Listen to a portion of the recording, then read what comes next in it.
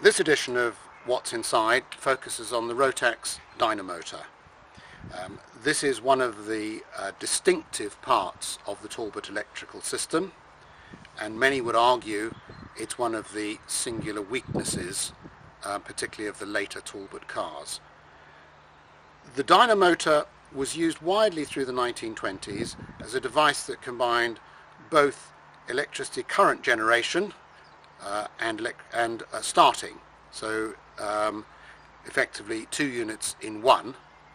By the time the motor industry got to the 30s, it was realized that it was a compromise that wasn't satisfactory in either of its applications, and with the exception of Talbot, most manufacturers went to having separate generators and separate starter motors.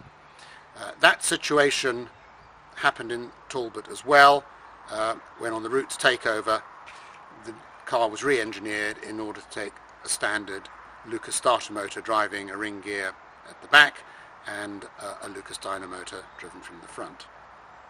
The limitations of the dynamotor are important to understand, and they arise primarily from the fact that it is often a directly driven instrument, so it rotates at engine speed. That means for the electricity generation it's suboptimal, because it should be rotating at about half more than engine speed. Equally, the direct drive means that on starting it gets no benefit from the gearing that a conventional starter motor has, and therefore the unit has to generate a great deal more electric current and power in order to turn the engine over fast enough to start.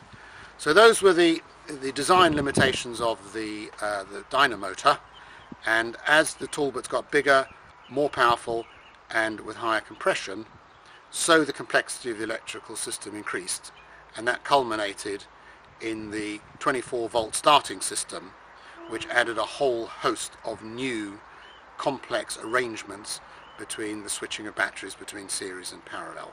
That all came directly from the continuation of the dynamotor.